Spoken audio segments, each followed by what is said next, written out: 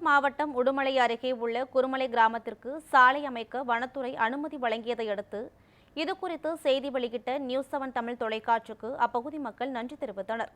சாலை வசதி கேட்டு உடுமலை மாவட்ட வனத்துறை அலுவலகத்தில் மலைவாழ் மக்கள் போராட்டம் நடத்தினர்.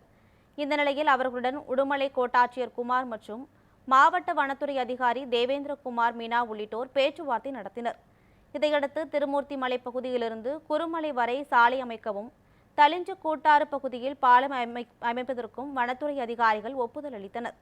இதனைத் தொடர்ந்து போராட்டத்தை கைவிட்ட மக்கள் இதுகுறித்து தொடர்ந்து செய்தி வெளியிட்ட நியூஸ் 7 தமிழ் தொலைக்காட்சிக்கு நன்றி தெரிவித்தனர். தளிஞ்சியில் இருக்கக்கூடிய கூட்டாறு பாலத்திற்கு வீடியோ மூலமாக அந்த ஏற்கனவே இருக்கக்கூடிய பாலத்தை மெயின்டெனன்ஸ் செய்வதற்காக மனு வழங்கினால் உடனடியாக நாங்கள் கிளியரன்ஸ் தருவோம் என்றும் இந்த கூட்டத்தில் தெரிவிக்கப்பட்டது.